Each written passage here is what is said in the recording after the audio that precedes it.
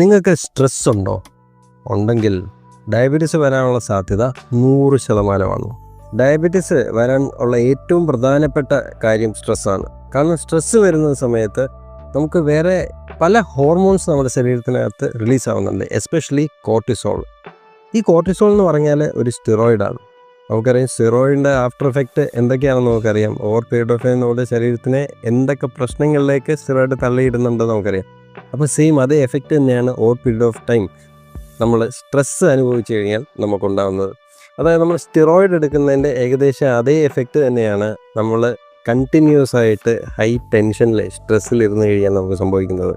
അപ്പോൾ ഈ cortisol release വരുമ്പോൾ അതിൻ്റേതായിട്ടുള്ള രീതിക്ക് നമ്മൾ റെസ്പോണ്ട് ചെയ്യണം. റെസ്പോണ്ട് ചെയ്യുന്ന വെച്ചാൽ ഓടണം, ചാടണം, അല്ലെങ്കിൽ ഫൈറ്റ് ഓർ ഫ്ലൈറ്റ് ഹോർമോണാണ്. അപ്പോൾ അതേ രീതിയിൽ റെസ്പോണ്ട് ചെയ്തില്ല എന്നുണ്ടെങ്കിൽ ആ ഹോർമോൺസ് നമ്മുടെ ശരീരത്തിനകത്ത് കിടക്കുകയും അതിൻ്റേതായിട്ടുള്ള മാറ്റങ്ങൾ ശരീരത്തിനകത്ത് വരികയും ചെയ്യുന്നു.